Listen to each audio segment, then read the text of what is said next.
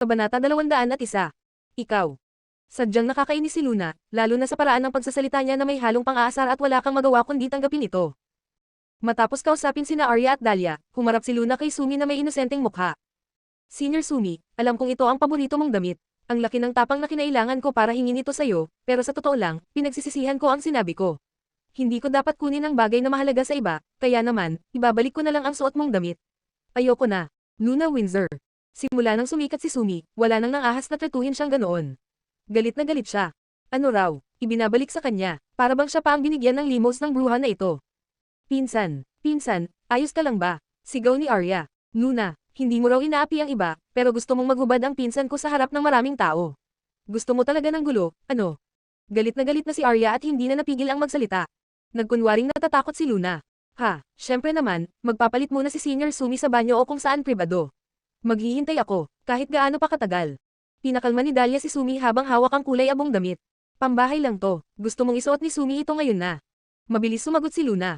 Imposible, Miss Dahlia, hindi mo yata ako naiintindihan. Kung wala talagang ekstrang damit ngayon, sige, maghihintay na lang ako ng ilang araw. Ang totoo, pinapahiwatig ni Luna na hindi talaga nila maibigay ang damit ni Sumi, at kaya sila nagagalit ay dahil ayaw nilang pakawalan ito. Huminga ng malalim si Sumi at, bagamat mapatla ang labi, malakas ang boses. Isauli mo na sa kanya. Isauli mo ang damit na yan. Nag-aalangan si Dahlia. Pero, Sumi, kung isauli natin. Sa isip-isip ni Dahlia. Lalabas na walang ebidensya ng maling paggamit ng damit ng kumpanya. Bago pa niya matapos ang sasabihin, tiningnan siya ni Sumi ng masama. Hindi mo ba ako narinig? Sobra na ang kahihiyang tiniis niya ngayon. Ayaw na niya. Hindi na nang ahas sumawi si Dahlia kaya agad niya ibinalik kay Luna ang nightgown ng GE. Sige na, ibabalik na namin. Damit lang yan. Ang uwa mo naman, para kang di pa nakakakita ng mas maganda. Upang makabawi sa kahihiyan, sumabay si Arya. Sabi ko na nga ba taga-probinsya yan. Ganyang klase ng damit lang, halos habaran pa ang pinsan ko. Pagkatapos ay tiningnan niya ang mga nakamasid, parang inaanyayahan silang litin si Luna. Ang mga tao ay tahimik lang simula nang harangin ni Luna si Sumi, pero nang sipatin sila ni Arya, nagsimula silang magsalita. Oo nga, tignan mo kung gaano siya kasabik. Ang bait ni Miss Sumi, ang mahal ng damit pero pinabayaan na lang niya. Si Sumi, tinuturuan lang sila ng leksyon, hindi naman talaga interesado sa damit, pero yung isa, sobrang desperate. Huminga ng malalim si Sumi, sinubukang bumalik sa pagiging glamorosang personalidad. Kasama sina Arya at Dahlia, lumakad na sila palayo, hindi na lumingon pa. Napangisi si Luna, habang maingat na pinupunasan ang alikabok mula sa damit. Sok, kailangan pa pala niyang labhan ito ng maayos, madumi na ito mula sa paghawak ng kung sino-sino. Regalo pa naman ito mula kay boss. Paano niya ito ibibigay kay Sumi bilang kabayaran? Kahit kinuha pa ito ni Sumi, kailangan pa rin naman niyang bayaran ito sa huli. Maya-maya, matapos makaalis si Sumi, nagsimulang magbulungan ng mga taong nanonood, litong-lito. Iyon na yun. Akala ko alam ko na ang mangyayari, pero hindi ko inasahang ganoon ang magiging ending. At napansin niyo ba na sa huli, si Luna, umuwi lang sandali, bumalik, at ilang salita lang ang sinabi niya, hindi na siya pinabayad ni piso. Tama ka. Habang unti-unting nagsialis ang mga tao, natauhan na si Reyna at agad lumapit kay Luna na halatang nag-aalala. Luna. Miss Reyna Granger, maingat na tiniklap ni Luna ang nightgown at inilagay sa kanyang bag. Kumunat ang noo ni Reyna. Luna, kahit tapos na ang gulo, inawi mo sila ngayong araw. Paano kung gantihan ka nila sa susunod? Ngumiti si Luna. Miss Reyna, sa tingin mo ba, hindi rin nila ako guguluhin kung hindi ko sila kinalaban? Umiling si Reyna. Tama nga naman. Sa drama na ginawa ni Luna ngayong araw, malinaw na nagkaroon siya ng alitan kay Sumi. Kaya kahit gaano pa siya mag-ingat, hindi maiiwasan ang gulo. At isa pa, makakahinga ka na rin ng konti. Malaking halaga ang tingin ni Sumi sa reputasyon niya. Kahit muntik nang lumala ang sitwasyon kanina, kung gagantihan ka niya agad, halatang halata. Kaya sa ngayon, ligtas ka muna. Hindi na lamang binanggit ni Luna na malamang ay sa kanya na lamang nakatuon ngayon ang galit ng grupo, at hindi na si Reyna ang kanilang target. Yumoko si Reyna na puno ng pasasalamat. Luna, sobrang salamat talaga sa ginawa mo kanina. Kung hindi dahil sa'yo, tiyak tanggal na ako sa kumpanya ngayon. Miss Reyna, huwag mo na akong pasalamatan. Wala naman akong gaanong ginawa. Magkakakampi tayo. Napansin niya ang mga pasa sa tuhod ni Reyna dahil sa paglaluhod kanina. Miss Reyna, ayos ka lang ba? Gusto mo bang ipacheck yung tuhod mo sa ospital? Umiling agad si Reyna. Okay lang, maliit na sugat lang ito. Medyo nahiya siya. Luna, pwede mo naman akong tawagin sa pangalan ko lang. Hindi mo kailangang dagdagan ng miss. Hindi naman ako karapat-dapat. Ngumiti si Luna. Mas senior ka sa akin. Natural lang na tawagin kitang miss. At saka, gusto ko talaga ang mga gawa mo, Crimson River, Green Mango, Place Where the Wind Blows. Napanood ko lahat yon. Ang galing mo umarte. Gulat na gulat si Reyna. Napanood mo talaga ang mga pelikula ko. Ang mga pelikulang iyon ay ilan lang sa kakaunting pagkakataong mas marami siyang eksena. Ngunit masyado yung artistiko kaya hindi masyadong tinangkilik ng publiko. At sa malas, hindi rin siya nanalo ng anumang award mula roon. Tumanggo si Luna. Oo, napanood ko sila. Ang galing mo, lalo na sa mga detalye ng acting mo. Inaral ko pa nga yan minsan. Sayang lang at kaunti pa lang ang mga pelikula mo, pero okay lang. Napanood ko rin ang bago mong Listen. Sa tingin ko, malaki ang tsansa mong manalo ng award doon. Pagkatapos niyan, mas marami ka pang magiging pelikula para mas makita pa ng tao ang husay mo sa pag-arte. Hindi makapaniwala si Reyna. Ngayon, sigurado na siyang talagang napanood ni Luna ang mga pelikula niya, dahil sa dami ng alam nito sa kanyang pag-arte. Kabanata 202. Biglang naalala ni Reyna ang lahat ng paghihirap na pinagdaanan niya sa mga nakaraang taon, at nagsimulang umapaw ang halo-halong emosyon sa kanyang dibdib. Akala niya noon na wala namang silbi ang lahat ng ginagawa niya, na kahit gaano pa siya magsikap, walang nakakakita o nakakapansin. Pero ngayon, napagtanto niyang may isa palang tao na talagang napansin siya. Medyo nanginginig ang boses ni Reyna sa tuwa at emosyon. Salamat, Luna, talagang salamat. Tungkol naman sa award, hindi ko na iniisip yon, basta makapagpatuloy lang ako sa trabaho at makatawid sa araw-araw, ayos na sa akin. Ngumiti siya ng mapait. Sa totoo lang, minsan na rin akong nag-isip na lumipat ng career, pero na-realize ko na, ang 10 taon ay masyado ng mahaba. Naging parte na ng buhay ko ang pag-arte. Wala na akong ibang alam gawin kundi ito lang. Naiintindihan ni Luna ang pinagdadaanan ni Reyna, kaya lalo pa niya itong pinalakas ng loob. Miss Reyna, may kutob ako, sisikat ka rin balang araw. At madalas, sobrang accurate ng kutob ko. Ngumiti si Reyna kay Luna. Kahit alam niyang pinapalakas lang nito ang loob niya, labis pa rin siyang naantig. Sana nga, matupad yan. Ay, oras na pala, late na ako. Tumingin si Luna sa kanyang relo at napansing kalahating oras na siyang huli. Next time ulit, Miss Reyna. Palm muna, at dali-daling umakyat si Luna. Palm, bulong ni Reyna habang nakatingin sa papalayong si Luna. Pagdating ni Luna sa opisina ni Judy, hingal na hingal siya. Nainis na si Dave. Pagkakita sa kanya, itinapon nito ang kanyang game console sa gilid. Luna Windsor, ginagawa mo to ng sadya, di ba? Lagi mo akong pinaghihintay. Alam mo ba kung gaano kalaki ang kita ko kada minuto? Alam mo ba kung gaano kahalaga ang oras ko? Sumagot si Luna na mayabang. Hoy, Blondie, gentleman ka ba talaga? Babae ako, ano namang masama kung naghintay ka ng kaunti? Halos mahulog sa upuan si Dave. Ha, babae ka, ngayon mo lang naalala na babae ka pala. Bakit daw hindi niya naalala na babae siya nung sinapak siya noon? Magiging babae ako kung kailan ko gusto. Sagot ni Luna, sabay lapit kay Judy at nagsorry. Miss Judy, sobrang sorry talaga. May nangyari lang kaya ako na late. Pasensya na kung pinaghintay kita. Sanay na si Dave sa paboritismong ito. Sanay na rin si Judy sa pagtatalo nila, pero tiningnan niya si Luna nang may pag-aalala. Nakabangga mo na naman si Sumimoto, no? Nako, nahuli ako ni Miss Judy. Gulat na naisip ni Luna. Agad siyang bumawi ng papuri. Miss Judy, grabe ka. Ang galing mo. Kakagulo lang nito ilang minuto pa lang, alam mo na agad. Hindi mo na kailangan lumabas, alam mo agad ang lahat. Napailing si Dave, walang masabi. Tumahimik muna si Judy ng ilang segundo, tapos tumingin sa kanya. Kalat na sa network ng buong kumpanya ang balita. Natigilan si Luna. Mali pala ang pinuri niya. Nasa network na, hay nako, ang hilig talaga ng mga tao sa chismis, ano? Nakabangga mo si Sumi. Anong nangyari? Tanong ni Dave na mukhang naiwan sa balita. Nilapitan niya si Judy at inagaw ang mouse ng computer. Dahil sa paglapit ni Dave, medyo hindi comfortable si Judy. Pero agad din siyang bumalik sa normal niyang mahinahong ekspresyon. Lumapit din si Luna para tumingin sa screen, hindi napansin ang bahagyang pagbabago ng ekspresyon ni Judy. Nag-scroll si Dave sa company network chats at mukhang humanga. Kumislap ang mga mata niya, at tinapik sa balikat si Luna. Luna, ang galing mo. Ayos yan. Nakakatuwa, parang sinunod mo talaga ang payo ko. Hindi masama tuloy mo lang yan. Napa-iropol si Luna, tapos lumingon kay Judy na halatang nag-aalala. Most Judy, sa tingin mo ba masyado akong naging pab-aide sa paraan ng paghawak ko sa sitwasyon? Tumigil muna ng ilang segundo si Judy bago sumagot. Sa ganung sitwasyon, halos perpekto ang ginawa mo. Pero, oo, medyo naging mataas ang profile mo. May basehan ang pag-aalala ni Judy. Alam ng buong kumpanya na may malakas na backer si Sumi mula sa Ford Corporation. Kahit pa may magandang relasyon si Luna kay Lucian, mapanganib pa rin ito. Ang kinatatakutan ni Judy ay baka maputol ang mga pakpak ni Luna bago pa man ito makalipad. Matagal na rin silang magkasama, at tunay na gusto niyang alagaan si Luna bilang isang talentong may potensyal. Napatingin si Dave kay Judy at agad niyang nakuha kung anong iniisip nito. Kaya't sinabi niya, wala kang dapat ipag-alala, may backer din si Luna. At sa totoo lang, mas malakas pa siya kaysa kay Sue. Bago pa siya matapos, sinubuan ni Luna ng mansanas ang bibig niya. Kumain ka na lang ng mansanas mo. Tumigil ka sa pagputol ng usapan ng mga babae. Tumabi ka muna dyan. Inalis ni Dave ang mansanas. Luna Windsor, gusto mo na naman ba ng away? Binanat ni Luna ang kanyang mga daliri. Ayokong makipag-away, pero kung sabik ka, pagbibigyan kita. Agad na umatras si Dave. Kakain na lang ako ng mansanas. Tumanggo si Luna ng kontento, tapos humarap ulit kay Judy. Miss Judy, noong hawak mo pa siya, sakit din ba siya ng ulo? Pumikit sandali si Judy at nag-isip. Medyo. Siguradong marami siyang gulo noon. Don't worry, babawiin ko lahat ng sakit ng ulo na ibinigay niya sa'yo. Nagngingit-ngit lang si Dave habang umangasab sa mansanas, hindi makapagsalita. Pagbabayaran mo rin to balang araw. Ay oo nga pala, Miss Judy. Biglang naalala ni Luna, may gusto akong sabihin sa'yo, importante to. Ano yun? Tanong ni Judy. Miss Judy, bigyan mo na ako ng projects. Gusto ko nang magtrabaho. Pakiusap ni Luna, halos magmakaawa. Tiningnan siya ni Judy na may halong pagdududa. Ang bilis mo naman, mabigat yung huli mong trabaho, kaya binigyan kita ng isang buwang bakasyon. Si Luna, habang naglalapirit ng mga kamay, ay nagsalita.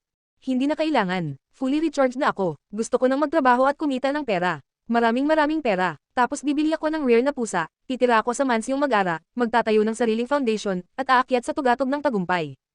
Tumawa si Dave. Haha, tugatog ng buhay, tapos mag-aasawa ka ng bata, mayaman, at gwapong lalaki. Luna, bangag ka ba? Medyo nakaka-creepy, sa sobrang excited niya. Ngumiti si Judy, sa totoo lang, hanga siya sa energy ni Luna. Pero bilang isang manager, kailangan pa rin niyang maging praktikal. Nakakatuwa ang attitude mo sa trabaho, pero hindi pa pwede. Isang buwan mo lang ngayon, matatapos na ang post-production ng Land Under Heaven. Kailangan mong mag-tour sa iba't ibang lungsod para i-promote ito. Nakakapagod yon, kaya mas mabuting magpahinga ka muna ngayon. Oh, napayuko si Luna, dismayado. Kabanata 203. Nagpatuloy si Judy. Pero huwag kang mag-alala na baka wala kang magawa ngayong buwan. Dahil may kaunting precious time ka pa, bukod sa photoshoot para sa game endorsement, pumipili na rin ako ng ilang script para sa'yo. Pagkatapos ng shooting mamaya, ibibigay ko na sa'yo ang mga script. Basahin mo silang mabuti sa bahay, tingnan mo kung alin ang gusto mo, at pumili ka. Naghahanap na rin ako ng mga live show opportunities para sa'yo. Pagkarinig ni Luna na may mga script siyang babasahin, bigla siyang nabuhayan ng loob. Okay, thank you, Miss Judy. Ang galing mo talaga. Nanginig si Dave at kinuskos ang mga braso niya. Tapos ka na ba sa pambabula? Pwede na ba tayong umalis? Go, sige, tara na, kailangan kumita ng pera. Maya-maya, dumating na sila sa studio ng game company. Tama, mas dikit pa. Mas malapit, sigaw ng photographer. Miss Luna, dapat mas feminine ka. Umakto kang parang umaasa ka talaga sa kanya. Hindi ganyan ang mukha, mas malambing, mas malambot. Movie star Dave, masyado kang matigas. Lamang pa, tama, ganyan, bigyan mo ko ng emosyon, mas gentle pa. Habang nakikinig sa instructions ng photographer, halos mapangiwi si Luna habang pilit na sumisiksik sa bisig ni Dave, suot ang isang glamorosong traditional na kasuotan. Grabe naman, ang sakripisyong ginagawa ko para lang sa pera, sobra na. Si Dave naman, nakasuot ng cool na kasuotang swordsman, ay nagreklamo rin. Akala mo ba gusto ko to? Mas pipiliin ko pang sapakin mo na lang ako. Pagkatapos ng isang buong araw ng pagod na shooting, natapos din sa wakas ang session. Pero hindi pa pala tapos. Susundan pa ito ng promotional video, at ilang gabing live stream gameplay. Totoo ngang hindi madaling kumita ng pera. Grabe ka, Luna, mas nakakapagod pa tong ad shoot na to kaysa sa fight scenes. Matutulog na ako, bye. Reklamo ni Dave habang gumapang pabalik sa sasakyan. Pagod na rin si Luna, pero sumigla ulit siya nang maalala ang scripts. Miss Judy, yung mga script. Kinuha ni Judy ang isang bungkus ng scripts, pero halatang aligaga ang mukha niya. Pinapakita ko lang muna to habang may free time ka. Pero sa totoo lang, kailangan ko munang humingi ng approval sa management. Kaso, biglang nagbakasyon ang second young master sa isang liblib na isla at hindi ko na siya makontak ngayon. Nagulat si Luna. Ha, si Mr. Lucian Ford ang mag-a-approve ng mga script ko. Tumanggo si Judy. Oo, utos ng second young master. Sabi rin niya na kailangan muna itong ipakita sa taong in charge mula sa Ford Corporation. Ang maganda lang, mukhang talaga namang binibigyan nila ng pansin ang career mo. Napahawak si Luna sa baba niya. Taong in charge sa Ford Corporation. Si Big Boss kaya yun. Habang mas iniisip niya ito, lalong tumitindi ang posibilidad. Sa huli, si Lucas nga ang naglagay sa kanya sa posisyon na ito. Marahil gusto lang talaga nitong i-monitor ang klase ng mga pelikulang sasalihan niya. Gaano katagal yung bakasyon ni second young master? Bumantong hininga si Judy. 3 buwan. Ha, sigaw ni Luna. 3 buwan. Kahit pagong mamamatay sa ganong katagal. Paano siya naging ganito ka-irresponsible? Kung di siya bumalik, ibig sabihin hindi na ako makakapagsimula ng shooting. Tumanggo si Judy, halatang walang magawa. Ganon talaga ang procedure. Sumasakit na rin ang ulo ko. Lahat na ng paraan sinubukan ko pero hindi ko pa rin siya makontak. Bangungot ito. Gusto na niyang magtrabaho. Gusto niyang kumita ng pera. Pakiramdam ni Luna ay desperado na siya. Bigla niyang naisip ang isang ideya. Maingat siyang nagtanong. Miss Judy, kung hindi natin makontak si Mr. Lucian, pwede kaya nating kontakin ng direkta yung mas mataas pa sa kanya. Yung mas mataas pa kay Mr. Lucian Ford. Agad na umiling si Judy. Lagpas na tayo sa linya kung gagawin natin yun. Baka hindi ito magustuhan ni Second Young Master. At saka, hindi basta-basta nakakakontak ng mga tao mula sa Ford Corporation ang mga tulad nating empleyado lang. Ngumiti si Luna. Miss Judy, totoo na mali ang paglabag sa protocol, pero kung ibang tao to, hindi ko talaga iisipin. Pero si Second Young Master to, sa palagay mo ba talaga magagalit siya? Nag-isip si Judy. Well, alam ni Luna na sobrang maingat si Judy sa mga bagay-bagay, at iyon nga ang dahilan kung bakit bagay na bagay silang dalawa bilang team, tinatapatan nila ang kahinaan ng isa't isa. Miss Judy, dagdag pa niya, kung ang inaalala mo ay si Second Young Master, promise ko sa'yo, walang magiging problema. At tungkol naman sa pag-contact sa Ford Corporation, ngumiti siya ng pilya, coincidentally, may kilala akong assistant ni Second Young Master. Pwede kong iPad on sa kanya ang mensahe at ipaliwanag ang sitwasyon. Special case naman to, kaya ayos lang siguro. Kung kailangan pa niyang maghintay ng 3 buwan, baka puntahan pa niya si Lucian sa isla at sundan ng kutsilyo. Pagkatapos ng muling pag-iisip ni Judy, at matapos masigurong walang magiging problema, tumanggo siya. Sige, pwede mo nang subukan. Yes, masayang sagot ni Luna. Habang isinusuot ang kanyang mask at sunglasses, sinabi niya. Uuwi na ako para basahin ang mga scripts. Pipiliin ko agad kung alin ang gusto ko. Sige, mag-ingat ka sa biyahe, paalala ni Judy. Nakakainis lang talaga na wala ka pang sariling sasakyan. Pero tiis ka muna. Pagkatapos ipalabas ang Land Under Heaven, mag-a-apply ako ng company car para sa'yo. Thank you, Miss Judy. Love you. Pagka-uwi ni Luna, umupo siya sa kama at sinimulan ang pagbasa ng mga script. Lahat ng pinili ni Judy ay talagang dekalidad, at mas mahalaga, angkop na angkop sa kanya. Kung ikukumpara kay Nicole Sloan na puro artistic films ang tinatahak, ang plano ni Judy ay dalhin si Luna sa commercial at credibility-based na ruta. Lahat ng script ay may potential sa market at mataas ang kalidad. Habang binabasa niya ang mga script, inabot na siya ng hating gabi. May iba't ibang genre, romance, comedy, fantasy, horror, pati mga traditional dramas tulad ng Land Under Heaven. Magaganda ang lahat, pero wala ni isa ang talagang nakapukaw ng interes ni Luna. Wala sa mga ito ang tumapat sa excitement na naramdaman niya sa script ng Land Under Heaven. Muling binalikan ni Luna ang mga script, hanggang sa mapadako ang tingin niya sa isang script na una na niyang isinantabi. Ang pamagat, I Only Like You. Sa unang tingin, karaniwang romance drama lang, kaya hindi siya nangganyo at isinantabi niya agad. Pero, kung lahat ng script na ito ay may kakaibang twist, baka may itinatago rin ang script na ito. Habang nag-iisip, dinampot niya ulit ito at nagsimulang magbasa. Pagkatapos ng ilang pahina, nagningning ang kanyang mukha sa tuwa. Wow! Ang script na to, sobrang exciting. At naisantabi pa niya ito kanina. Anong klaseng pagkakamali yun? Mukhang pangkaraniwang romance drama ito na may cliché na, dominant CEO, trope. Pero ang twist, hindi ang lalaki ang dominanteng karakter, kundi ang isang babaeng naka-crossdress. Kabanata 204. Sa madaling sabi, ang female lead ay nagmula sa isang napakayamang pamilya, sa katunayan, sila ang pinakamayaman sa buong lugar. Ang kanyang lolo ay may 2 anak na lalaki, ngunit pareho silang nahirapan magkaanak, kaya wala silang tagapagmana ng negosyo. Sa wakas, nabuntis ang ina ng female lead, at ayon sa ultrasound, lalaki raw ang magiging anak. Labis ang tuwa ng buong pamilya. Pero syempre, predictable na ang kasunod. Pagkalipas ng 9 na buwan, ang ipinanganak ay babae. Nagulat ang lahat. Hindi na kayanin ng ina ang stress at guilt, kaya't dahil na rin sa kagustuhan ng ama na ipamana ang negosyo sa anak, napagdesisyonan nilang palakihing lalaki ang bata. 20 taon siyang nag-crossdress. Hindi na kailangang tanungin kung paano niya naitago ang lihim ng ganoon katagal, ganoon naman talaga sa mga drama, hindi kailangan ng sobrang logic para gumana. Pero ang setting na ito ang nakapukaw ng interes ni Luna. At hindi lang dahil sa crossdressing, kundi dahil interesting din ang personalidad ng female lead. Isang master flirter, pilya, mahilig sa thrill at adventure. Habang mas binabasa niya, napagtanto ni Luna na parang isinulat ito para sa kanya. Ang male lead naman ay hindi rin pahuhuli. Isang assistant butler, tapat, mabait, at inupahan ng lolo ng female lead para bantayan siya. Sa simula, inis ang female lead sa kanya at palaging binibiktima ng prank, pero habang tumatagal at nagkakasama sila, unti-unting nagkakaroon ng spark. I Only Like You, eto na yun. Pagka-decide niya, sobrang excited siya na hindi na siya makatulog. Kinabukasan ng umaga, dumiretso siya sa opisina ni Judy. Miss Judy, may napili na akong script. Nagulat si Judy. Ang bilis mo ah, alin ang napili mo? Ito, sagot ni Luna habang parang kayamanang inabot ang script kay Judy. Kinuha ni Judy ang script. I Only Like You, mukhang hot topic nga ito. Adaptation rin ito mula sa isang sikat na nobela. Yes, yan na nga.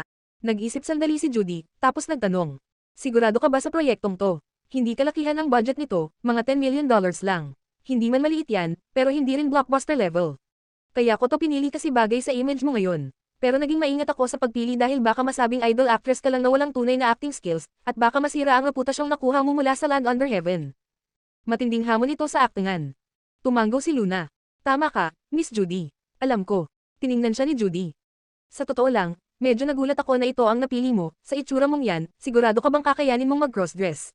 Kapag masyado kang feminine, baka mukhang pilit at eyebash ka ng audience. May mga sumablay na rin sa ganitong role noon. Ngumiti si Luna, puno ng tiwala sa sarili. Kaya ko to, gusto mong umuwi ako agad at magpalat ng male outfit. Napangiti rin si Judy.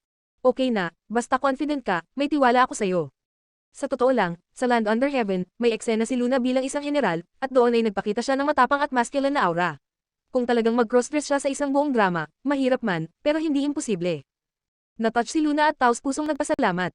Miss Judy, sobra ko talagang mahal to. Pwede ko na bang kontakin yung taga-corporation ngayon? Ma'am, okay, sagot ni Judy. Masayang lumabas si Luna ng kumpanya, habang naglalakad ay nag-text siya kay Lucas. Boss, available ka ba ngayon? May hihingin sana akong pabor. Samantala, sa isang car factory sa ilalim ng Ford Corporation. Pinalilibutan si Lucas ng mga nakasuot ng itim na suit at may malamig na aura, na mga top manager. Ang factory head ay walang tigil sa pagbibida tungkol sa kanilang mga high-tech na kagamitan at kung gaano sila kahusay. Sa kalagitnaan ng pagpapaliwanag, may biglang tumunog, text message tone. Tiningnan ni Lucas ang message, at itinaas ang kamay para tumahimik ang lahat. Pero hindi agad tumigil ang factory head hanggang sa sinenyasan siya ng deputy. Nang makita nilang tumawag agad si Lucas pagkatapos basahin ang message, nagkatinginan ng lahat, may emergency ba? Sa kabilang linya, kinakabahan si Luna. Baka abala si Lucas, baka istorbo siya. Ilang segundo pa lang ang lumipas, tumawag na si Lucas. Agad sinagot ni Luna. Boss. Ma'am, ano yun? Nagulat ang mga manager sa paligid ni Lucas. Sino ang kausap niya? Ganyan ba talaga kabait ang boses ng boss namin? Well, may gusto sana akong ihingi sa'yo. May time ka ba para makausap ngayon? Tanong ni Luna. Oo, pwede. Halos mabulunan ang mga tao sa paligid niya. Kasi, napili ko na yung script na gusto ko para sa susunod kong project, pero wala akong mapagpa-verifyan. Nakalive si second young master at hindi namin siya makontak, at balita ko 3 buwan pa bago siya bumalik. Agad na naintindihan ni Lucas ang sitwasyon. Kasalukuyan akong nasa inspection ng isa sa mga car companies, pero matatapos na rin. Hintayin mo na lang ako sa kumpanya. Pauwi na ako. Muling napatulala ang mga manager. Ang boss, nagsalita ng buong pangungusap. Lalo na ang factory head, na tameme. Ang haba ng sinabi ko kanina, lang ang sagot niya. Pero ngayon, buong paragraph. Nag-i-inspect ka pala. Pero sabi mo, free ka. Agad namang sumagot si Luna. Sige, boss, hihintayin kita sa kumpanya. Ma'am, sagot ni Lucas, pagkatapos ay lumingon sa kanyang assistant na si Jackson Willow. Ipaayos mo, sabihin mo kay Emmy na dalhin siya diretso sa opisina ko. Okay, gagawin ko agad. Sanay na si Jackson. Kapag ganyang tono ang gamit ng boss, si Luna lang ang kausap. Kaya agad siyang tumawag. Hello, Secretary Genevieve, si Jackson ito. Assistant Willow, anong maitutulong ko? Mamaya, pupunta si Miss Windsor para makipagkita kay CEO Ford. Paki-assist siya papasok diretso sa opisina. Ha, sa opisina mismo. Nagulat si Secretary Emmy. Sigurado ka bang hindi sa meeting room? Assistant Jackson, baka nagkamali ka. May mga classified documents sa opisina ni CEO Ford, hindi pwedeng basta-basta pumasok kahit sino roon lalo na kung wala si CEO. Kabanata 205. Sigurado ako, sundin mo na lang ang instructions ko. At isa pa, mas maging maayos ka sa pagtanggap ng bisita, paalala ni Jackson. Noted po, sagot ng secretary. Pagkatapos ng tawag, napatingin si Jackson sa kanyang boss, na tiningnan lang ang factory head at malamig na nagsabi, bilasin mo. Bibigyan kita ng 3 minuto. Nagulat ang factory head. 3 minuto. Agad niyang tiniklap ang libro ng report at pinag-isipang mabuti kung paano niya gagawin ang 30 minutong presentation sa loob ng 3 minuto. Umiling si Jackson sa gilid habang pinapanood ang reaksyon ng factory head. Magpasalamat ka na at binigyan ka pa ng 3 minuto. Bihira na nga ang boss makipag-date, milagro na nga hindi 30 segundo lang ang binigay sa'yo. Sa bandang huli, nagmadaling tinukoy ng factory head ang mga mahahalagang puntos gaya ng gastos at kita. Dahil sa pressure, at sa nakakatakot na aura ni Lucas, nauutol-utol siya habang nagsasalita. Pagkatapos ng report, mukha siyang talo sa buong buhay niya. Rare chance na nga makapag-report sa big boss, nasayang pa. Tumingin si Lucas sa relo. Ma'am. Isa na namang, ma'am. Ibig bang sabihin nito, pasado siya. Ganun lang kadali. Bumalik na tayo sa opisina. Nagulat ang mga manager at parang cheerleading team, sabay-sabay na sumunod kay Lucas palabas. Sa lobby ng Ford Corporation. Lumapit si Luna sa counter.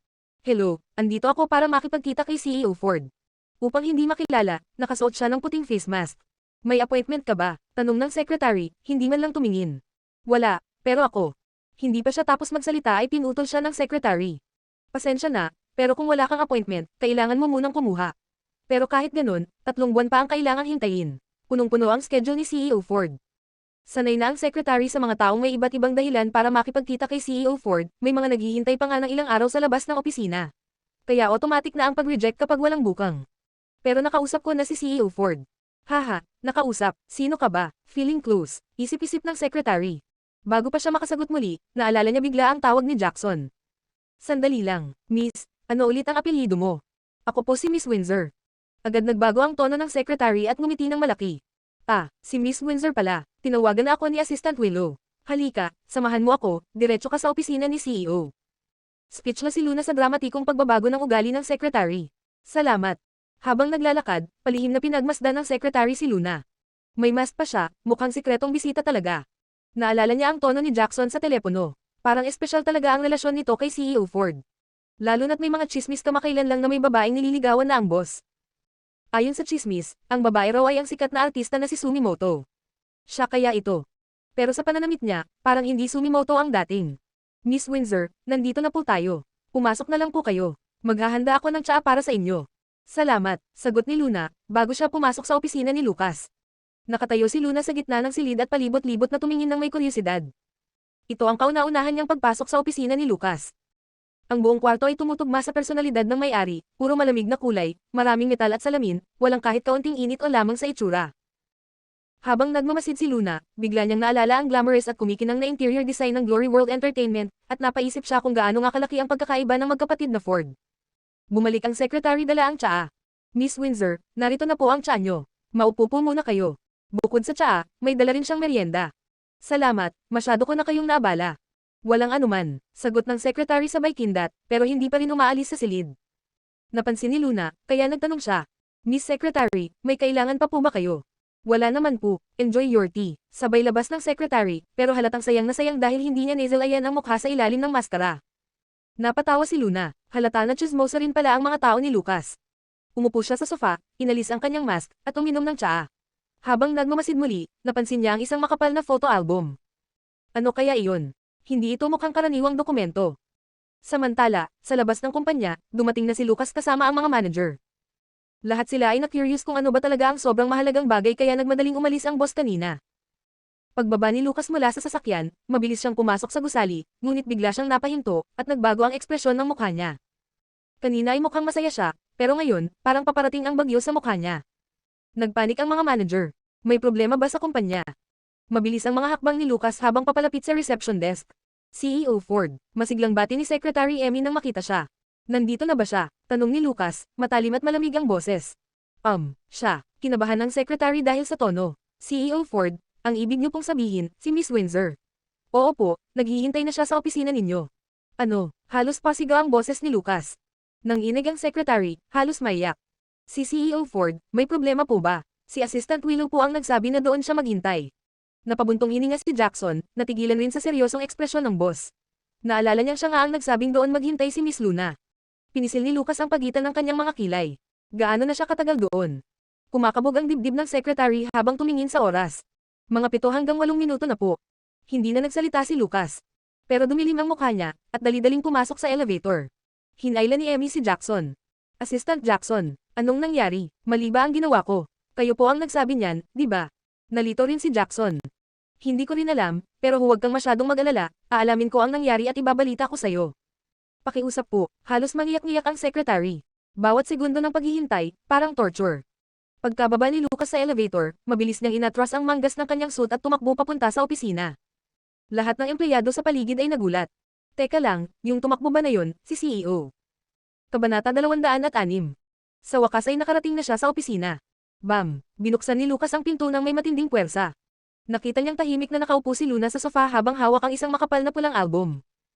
Nang makita niyang hawak ng dalaga ang album, napalitan ng karaniwan niyang kalmadong anyo ng matinding kaba, at kahit ang kanyang boses ay nanginginig, Luna. Napakurap si Luna, nagulat sa biglang pagdating ni Lucas na halatang balisa at nagkakalas ng kanyang kurbata habang magulo ang suot. Boss, anong nangyari sa'yo? Lumapit si Lucas sa kanya, ang tingin ay nakatutok sa album na hawak niya. Agad na humingi ng paumanhin si Luna, papasensya na, nakita kong nakapatong lang dito, inakala kong hindi naman ito confidential, kaya kinuha ko at tiningnan. Mabilis niyang ibinalik ang album sa dati nitong pwesto. Luna, inilagay yan ng mama ko dyan. Ni hindi ko pa nga yan nabubuksan, ani Lucas, halatang hindi maitago ang kanyang kaba. Kamot ulo si Luna. Hindi mo ba ako pinaniniwalaan? Syempre naman, naniniwala ako. Ikaw kasi, hindi sanay si Lucas sa pagpapaliwanag kaya matapos ang isang saglit na katahimikan, nagpatuloy siya, huwag kang magalit, ha? Desisyon yun ng mga magulang ko. Wala akong balak na makipag-blind date. Kahit ayusin pa nila, hindi ako pupunta. Na-excite siya dahil sa text ni Luna at tuluyang nakalimutan ang tungkol sa album. Doon lang sa lobby ng kumpanya niya naalala na naiwan pala ang blind date album sa opisina. Matagal nang nasa loob si Luna, kaya malamang nakita na niya ito. Matapos niyang pag-isipan ang mga sinabi nito, napagtanto ni Luna kung anong nangyari at siya'y nagulat. Dahil lang dito, nagmadali siyang pumunta. Sa sandaling iyon, may kung anong marahang tumama sa kanyang puso. Alam naman niyang para maging posible ang lahat, kailangan niyang magsikap, pero hindi siya ganoong kasarili para hayaan si Lucas na maghintay sa kanya habang wala pang katiyakan. Kung sakaling may makilala itong mas gusto niya sa gitna ng lahat ng ito, handa siyang magbigay ng kanyang basbas. Sa pinakamasamang kaso, attend na lang siya ng kasal. Tumangala si Luna at tinitigan ng banayad ang malungkot na lalaki, Lucas, hindi mo kailangang maging ganyan. Ano nga yung kasabihan? Malawak ang karagatan, lumabas ka at tuklasin mo. Malay mo, baka may mas makilala ka pang babae na mas magugustuhan mo. Hindi pa man siya tapos magsalita ay agad na sumagot si Lucas, Luna, wala nang iba pa. Ikaw ang karagatan ko, ikaw ang buong mundo ko. Napanganga si Luna. Hindi na kailangang mag-isip pa ng Great Demon King na ito, lahat ng lumalabas sa bibig niya ay puro pa-fall na. Huwag na nating pag-usapan yan. Mahalaga ang oras mo, tingnan mo muna itong script. Agad niyang inilabas ang script. Tiningnan siya ni Lucas, at nang makumpirmang hindi siya galit, napabuntong hininga ito ng may ginhawa, sandali. Inalis niya ang kanyang kurbata at coat, sabay sabit sa sabaitan ng damit. Dapat talaga ay magpasalamat siya na hindi galit si Luna, pero may kaunti siyang naramdamang panghihinayang. Baka hindi ito galit dahil, hindi siya ganoon kaimportante sa kanya. Habang hindi nakatingin si Lucas, tahimik na nagdadasal si Luna sa kanyang isipan at pilit iniiwasan ang tingin sa lalaki habang nag-aalis ng suot. Lintik na to, nilalandi na naman ako. Lumalandi na naman. Pagkatapos niyang habarin ang kanyang coat, itinupi ni Lucas ang mga manggas ng kanyang polo. Medyo matagal ito, pwede kang magpahinga muna sa kabilang kwarto. Mukha kang pagod, hindi ka ba masyadong nakatulog kagabi? Automatikong hinawakan ni Luna ang ilalim ng kanyang mga mata, masyado akong na-excite kagabi, inubos ko ang buong gabi kakabasa ng mga script.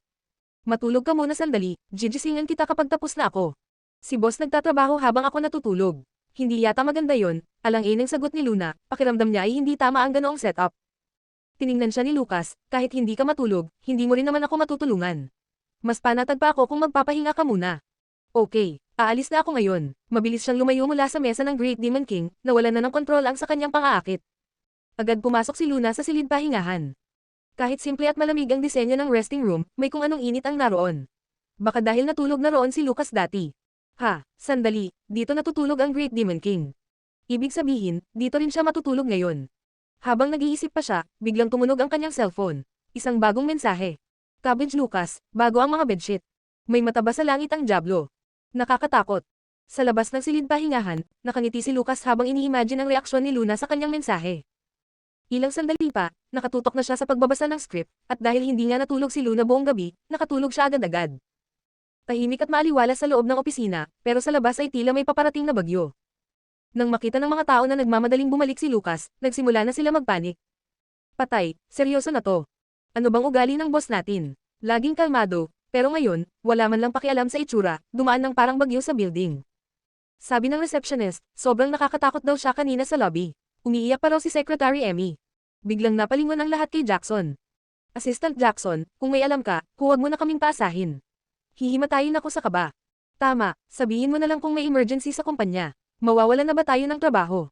Pakiusap, sabihin mo na, para makapaghanda kami. May babae raw kanina na may dalang dokumento papunta sa opisina ni CEO Ford.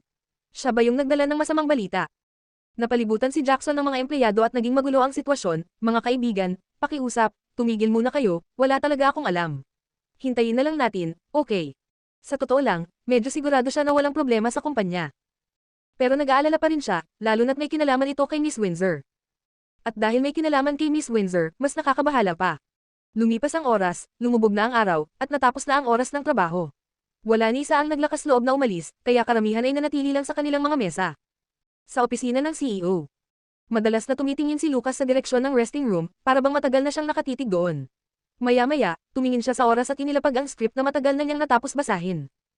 Tumayo siya at lumakad papunta sa silid pahingahan, pagkatapos ay mahinang kumatok sa pinto. Tahimik sa loob, walang kahit anong tunog. Maingat na binuksan ni Lucas ang pinto at pumasok. Kabanata 207. Sa ibabaw ng malambot at malaking kama, mahimbing ang tulog ng dalaga. Mapula ang kanyang pisngi at nakakalat ang kanyang maitim na buhok sa puting unan. Automatikong naging kalmado ang puso ni Lucas habang tahimik siyang naupo sa gilid ng kama, may matinding pagnanais na manatili na lang doon at patuloy na pagmasdan siya ng ganoon. Sa sandaling ito, sa ganitong tanawin, parang imposibleng wala siyang gawin. Simula nang umalis si Luna sa Platinum Palace, matagal na, sobrang tagal na mula nang masilayan niya ito ng ganito kalapit. Matagal na rin mula noong huli siyang napalapit sa kanya. Alam niyang hindi dapat, pero ang lahat ng rasyonalidad at pagpipigil ay naglaho. Sa mga oras na iyon, ang tukso ang siyang naghari. Hinawakan ni Lucas ang isang hibla ng buhok ng dalaga at hinalikan iyon ng marahan. Dahan-dahan niyang inilapit ang kanyang labi at dahan-dahan ang hinalikan ng malambot, kulay ceres ang labi ng dalaga. Sa simula, isang mabilis at magaan na halik lang ang balak niya, pero halatang hindi iyon sapat. Pagdampi pa lang sa malambot at matamis na mga labi nito ay napaungol na siya sa tuwa, kaya't hindi na siya nakatiis. Dahan-dahan niyang hinaplos ang mukha ni Luna, pagkatapos ay hinawakan ng kanyang pangagamit ang daliri at mas mapusok na isinuksok ang kanyang halik, tuluyan ng nilasap ang tamis. Ma'am, nahirapan huminga ang dalaga at napaungol sa hindi komportableng pakiramdam. Nanigas ang likod ni Lucas. Alam niyang dapat na siyang tumigil, ngunit hindi siya sinusunod ng kanyang katawan. Sa halip, lalo pa siyang naging sabik sa naramdamang kaunting pagtutol ni Luna. Mas lalo pa siyang naging mapusok sa kanyang halik. Lucas. Nang marinig niya ang bahagyang pagbigkas ng kanyang pangalan, lalong tumindi ang pagnanasa ni Lucas. Niyakap niya ang baywang ng dalaga, gusto niyang mapalapit pa ito sa kanyang katawan. Dahil sa pananakit ng kanyang labi, napakunot ang noo ni Luna at papungay na binubulong, "Cabbage Lucas." Napamaang si Lucas. Sa narinig niyang iyon, tila napatigil siya sa kanyang ginagawa. Nang bumalik siya sa katinoan, ang kanyang ulo ay nakalapat na sa leeg ng dalaga, at doon ay mahina siyang tumawa, tuluyan nang nawala ang romantikong tensyon sa paligid. "Cabbage Lucas. Ang palayaw na iyon. Ayos lang. Sa totoo lang, hindi naman masama pakinggan. Medyo kakaiba. At para sa kanya lang." Nang mapansin niyang tuluyan ng lumalim ang gabi, mahinahon niyang tinawag ang pangalan ng dalaga, "Luna, gising na." Idinilat ni Luna ang mga mata ng bahagya. Sa pagbukas ng kanyang paningin, ang unang bumungad sa kanya ay ang perpektong mukha at matang kasing ningning ng mga bituin. "Ma'am, para bang nanaginip siya?" "Sandali, hindi. Nasa silid pahingahan siya ng Great Demon King sa kanyang opisina." Agad bumangon si Luna, "Big Boss, sobrang tagal ko bang natulog? Anong oras na?" "Hindi naman masyado, 2 oras lang. Tamang-tama lang." "Paf, parang baboy naman ako. Paanong 2 oras talaga ang tulog ko?" Mabilis siyang bumangon mula sa kama at sinimulang tiklapan ang kumot. "Huwag mo nang ayusin, may mag-aayos niyan mamaya." "Ah, sige. Tara na, gabi na. Kumain na tayo." Nang maayos na ni Luna ang sarili, agad siyang bumalik sa pinakaimportanteng bagay, "Ay, oo nga pala, boss. Natapos mo na ba ang script? Kumusta? Pwede ba akong gumanap sa 117?" Sa totoo lang, kinakabahan siya na baka hindi magustuhan ni Lucas ang tema ng script, lalo na't napakaseryoso at konserbatibo nitong tao. "Nabasa ko na ang kalahati," sagot ni Lucas. "Kalahati pa lang. Ang bagal magbasa ng diablong ito, hindi yata masyado. Hindi naman ito siyensya, baka binabasa lang niya ng masinsinan, kaya mabagal pero detalyado, siguro nga." "Hay, nakakalungkot, kailangan ko pa yatang maghintay ng isa pang araw. Ang tagal." Si Luna ay likas na hindi mapakali, at ayaw na ayaw niya nang naghihintay. Kaya naman, hindi niya napigil ang magreklamo, "Ano pa ba magagawa ko? Hihintayin na lang kita matapos, tapos babalikan kita bukas." Kinuha ni Lucas ang kanyang coat mula sa sabaitan at habang isinusuot ito ay sinabi niya, "Hindi yata pwede yun. Kailangan kong umalis ng bansa para sa trabaho, bukas ng umaga." "Ano?" Gulat na sigaw ni Luna. "Masamang balita ito, bakit bigla na lang gustong tumakas ng Great Demon King?" Nag-isip si Lucas sandali, saka nagsalita, "Kaya, may dalawa akong mungkahi ngayon." "Ano yun?" Agad na tanong ni Luna. Nagpatuloy si Lucas, "Unang mungkahi, hintayin mo akong makabalik pagkatapos ng 1 linggong trabaho sa ibang bansa." 1 linggo, kahit hindi ganoon katagal, hindi rin naman iyon maiksi. "Ano naman yung pangalawang mungkahi?" Tumingin si Lucas sa kanya, saka sinabi, "Pangalawang mungkahi, sumama ka sa bahay ko." "Ano?"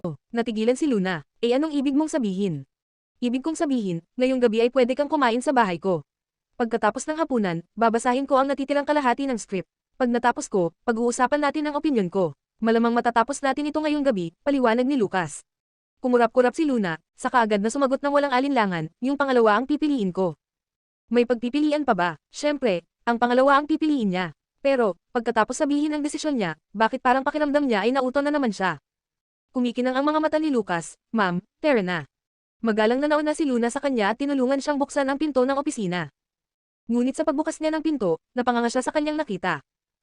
Sa ganitong oras dapat ay uwian na, pero ang buong opisina ay puno pa rin ng mga empleyado, abalang-abala sa kanilang mga mesa, seryoso sa pagtatrabaho. Paminsan-minsan lang ay palihim na sumusulyap sa direksyon nila. Hindi napigil ang mapabuntong hininga si Luna, "Big Boss, ang sipag ng mga empleyado mo." Tiningnan ni Lucas ang kanyang mga empleyado, saka tumingin kay Jackson na hindi alam kung gaano nakatagal naghihintay sa labas ng opisina. Bitbit ang pag-asa ng lahat, kahit natatakot ay lumapit si Jackson sa kanya. Siyempre, hindi niya pwedeng sabihin na natatakot lang talaga ang lahat kaya hindi umalis, kaya nagkunwaring masigla, bilang pasasalamat sa gabay ng kumpanya, usapong nag-overtime ang lahat ngayon. Tiningnan siya ni Lucas ng malamig, alam niyo naman na naniniwala ako sa kahalagahan ng work efficiency, hindi sa overtime. Patay na, naisip ni Jackson. Pero biglang nadagdag si Lucas, pero ang ugaling yan ay dapat papurihan. Lahat ay makakatanggap ng 3% dagdag sahod ngayong buwan bilang gantimpala. Alam ni Lucas ang tunay na iniisip ng mga empleyado, ngunit iba siya ngayon, at malamang ay natakot talaga sila. Tawagin na lang natin itong, bayad danyo sa trauma. At saka, pinuri din sila ng asawa.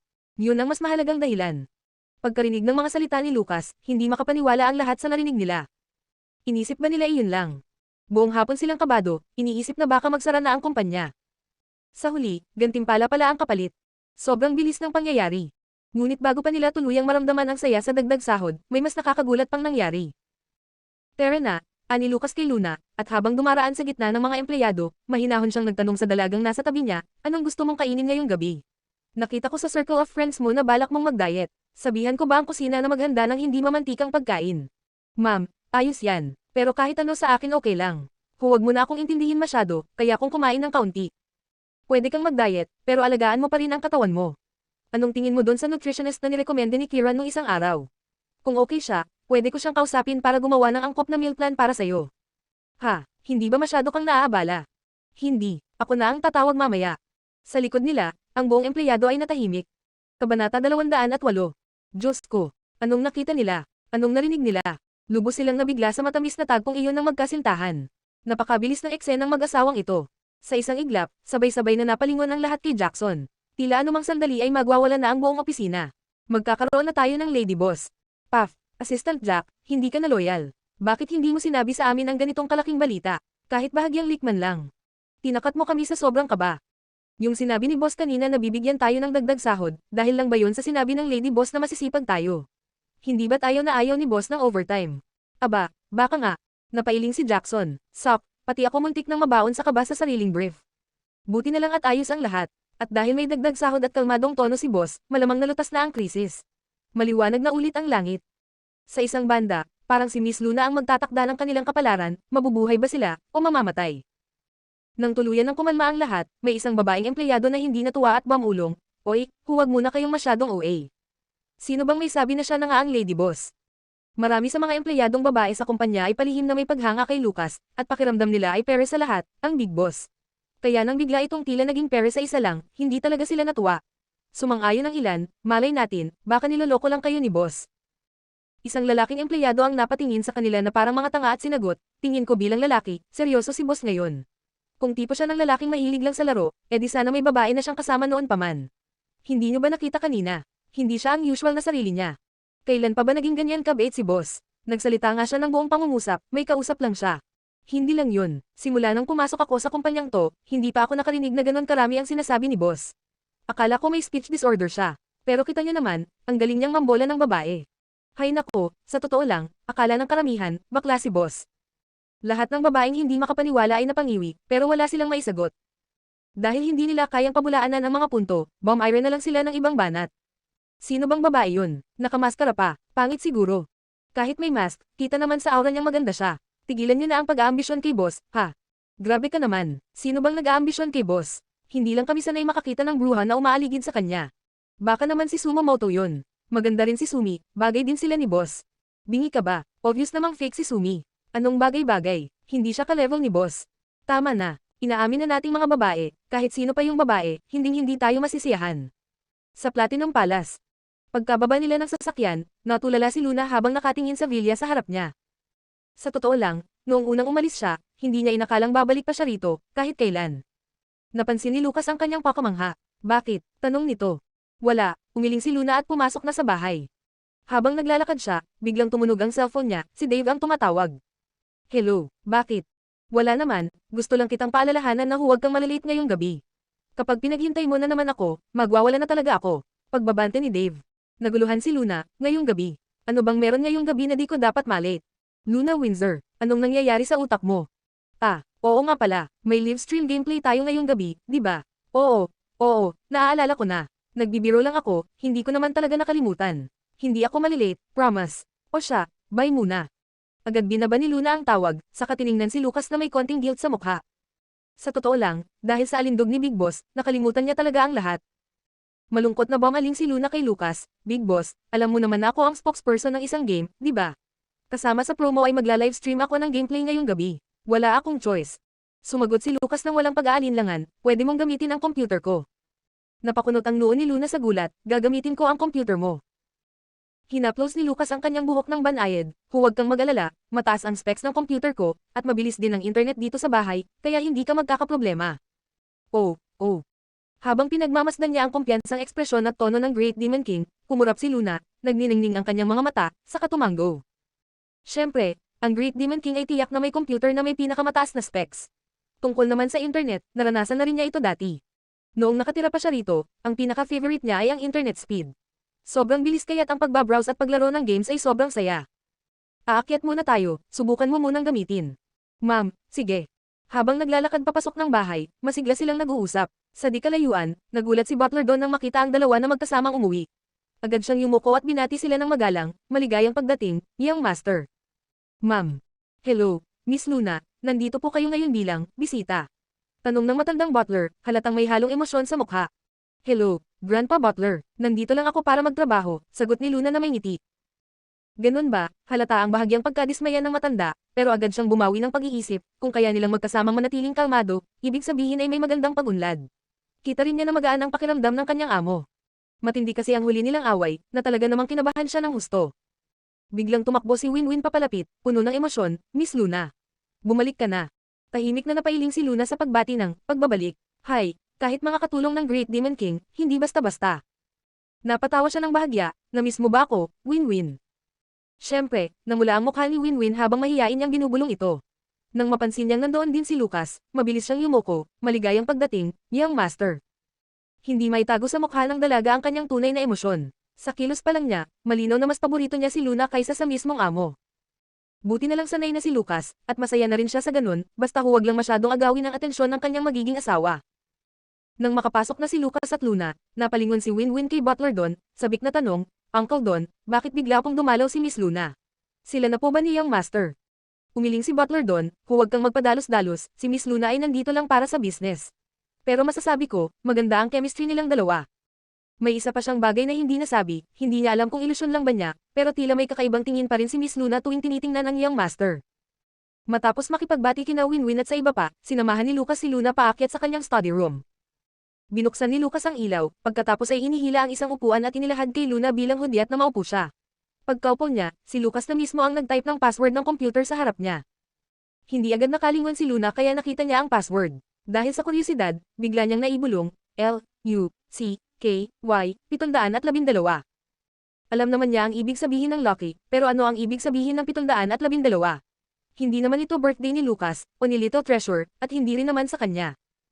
Habang ang isang kamay ni Lucas ay nasa likod ng kanyang upuan at ang isa naman ay gamit sa mouse, narinig niya ang tanong ng dalaga at walang kabog-abog na sinabi. Yung number sa password ay simbolo ng aking lucky day, ang araw na unang tayong nagkita. Sandaling natigilan si Luna, tapos bigla siyang nabilaukan sa gulat, cough. Ngayon lang niya napagtanto, totoo nga, 712, iyon nga talaga ang araw ng una nilang pagkikita. Hindi niya naisip yun kanina, pero ngayon, parang, natunaw na naman siya sa sobrang kilig. Kabanata 209. Para bang isang normal na pangungusap lang ang sinabi ni Lucas, dahil nanatiling kalmado ang kanyang mukha habang binubuksan ang browser, i-download mo na yung laro. Oo agad-agad. Mabilis na inabot ni Luna ang mouse.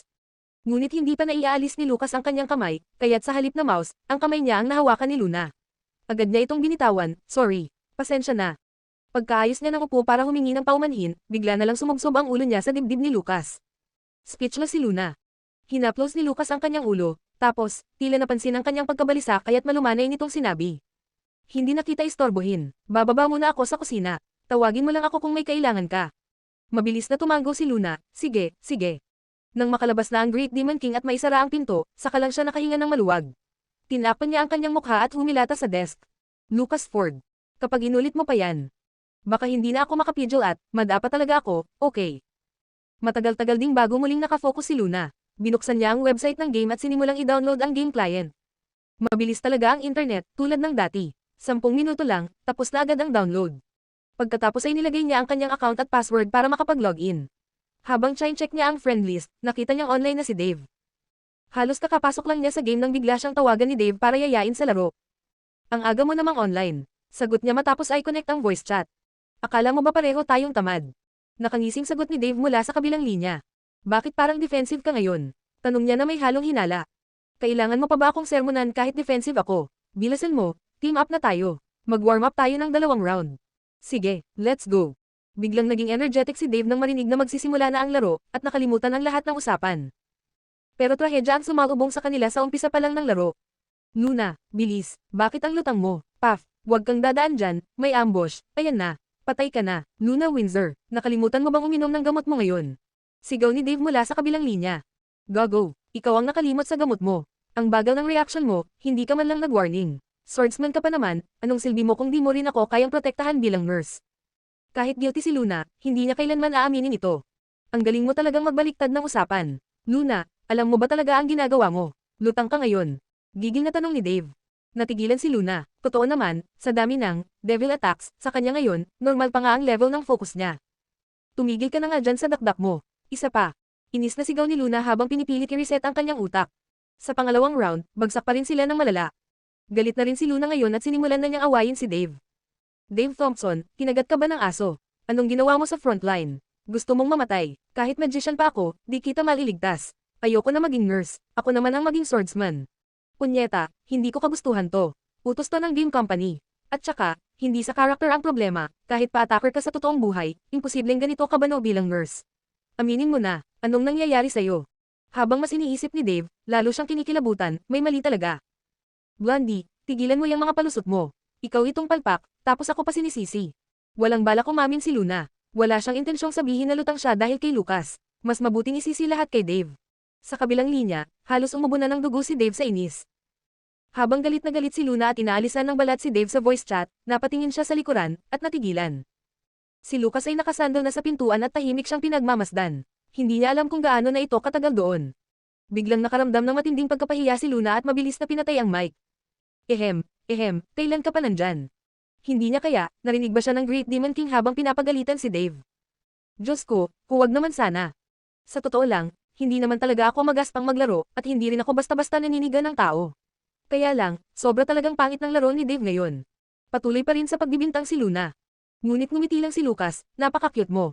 Ha, anong cute? Nagtaka si Luna sa biglaang komento. Yung itsura mo habang nagmumura. Speechless si Luna. Hey, Great Demon King, wala ka bang puso? Halos duguan na ako sa kahihiyan, tapos hindi mo pa rin ako palalampasin. Handa na ang hapunan, gusto mo bang kumain muna sa ibaba? Tanong ni Lucas. Ma'am, hapunan, gusto ko na rin kumain ng repolyo. Sa hapagkainan. Nakita ni Luna na may 3 ulam na gulay, 1 karne, at may kasamang sopas. Mga simpleng lutong bahay na mukhang sariwa at nakakatakam. Pero ang pinakakapansin-pansin, may 1 malaking platong repolyo. Ginawa ba ito ng Great Demon King ng sadya? Sapat na ba ito? Tanong ni Lucas, tila may halong pag-aalala. Sapat na, sobrang sapat. Agad siyang kumain para makaiwas sa delikadong usapan. Dahan-dahan lang sa pagkain. Tahimik na pinanood ni Lucas si Luna habang may bahagyang tensyon sa kanyang mga mata. Hindi iyon napansin ni Luna, pero habang patuloy siyang kumakain, may napansin siyang kakaiba. Lucas, bakit? Mabilis niyang ibinaba ang kubyertos at tumingin kay Luna. Habang ngumunguya ng talong, maingat na nagtanong si Luna. Hindi ba maganda ang mood ng chef mo ngayon? Saglit na nag-isip si Lucas bago kumpiyansang sumagot. Hindi, maayos ang mood niya ngayon. Bakit parang iba ang lasa ng mga luto niya? Biglang nanigas ang likod ni Lucas, pero nanatiling kalmado ang kanyang mukha. Anong ibig mong sabihin? Itinuro ni Luna ang platong may talong, eto, sobra ang alat.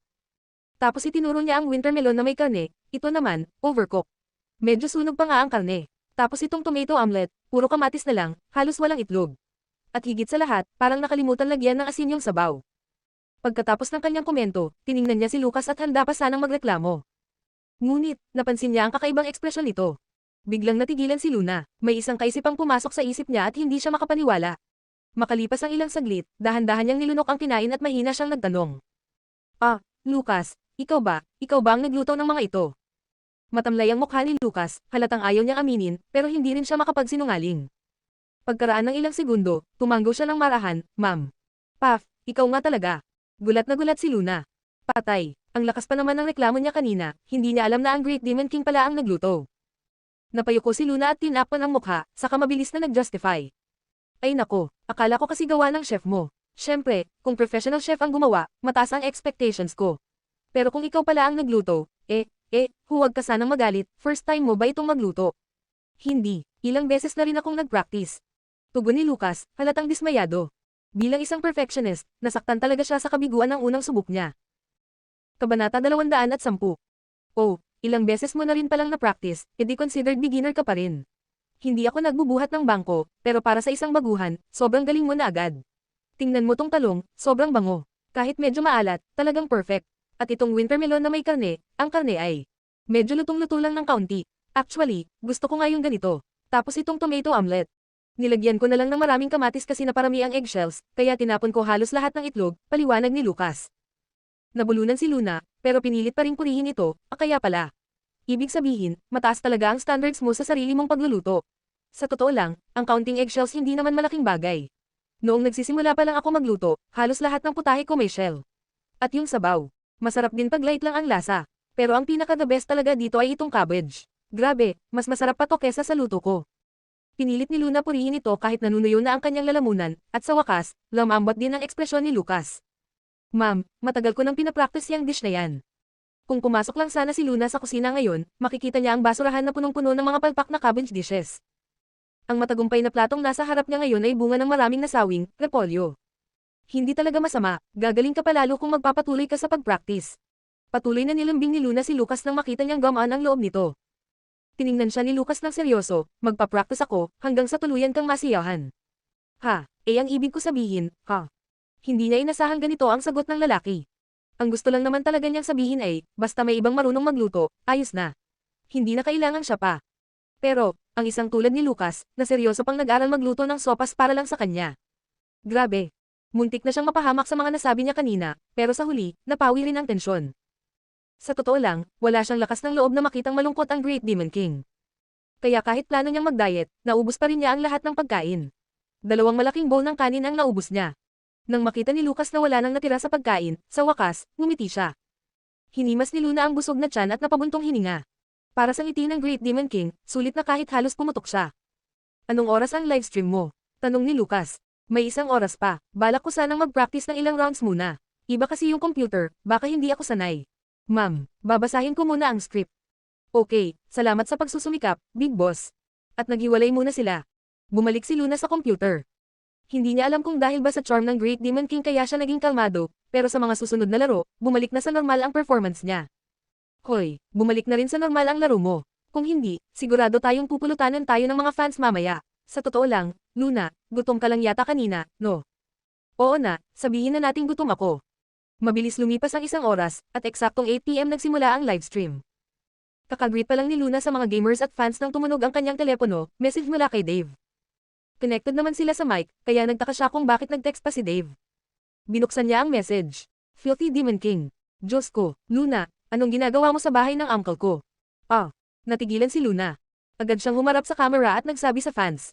Saglit lang po magre-reply lang ako ng message. Sweet little Luna, paano mo nalaman? Filthy Demon King, kalokohan. Akala mo ba hindi ko makikilala ang study room ng tito ko? Sweet little Luna, ang nasa likod ko ay pader lang, okay.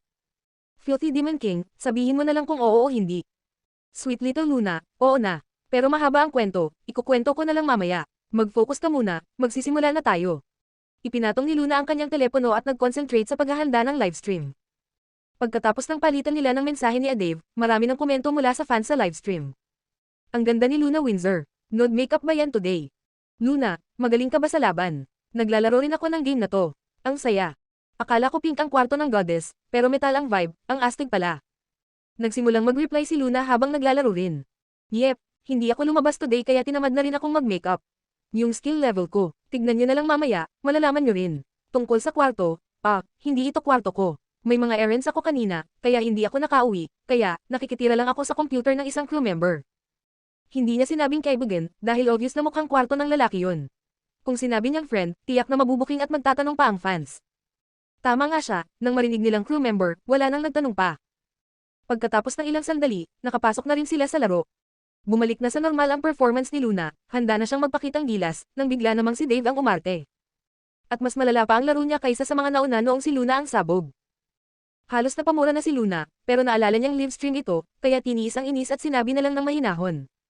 Senior Dave, dahan-dahan lang po, hindi ako makasunod, hindi ko kayo magagamot.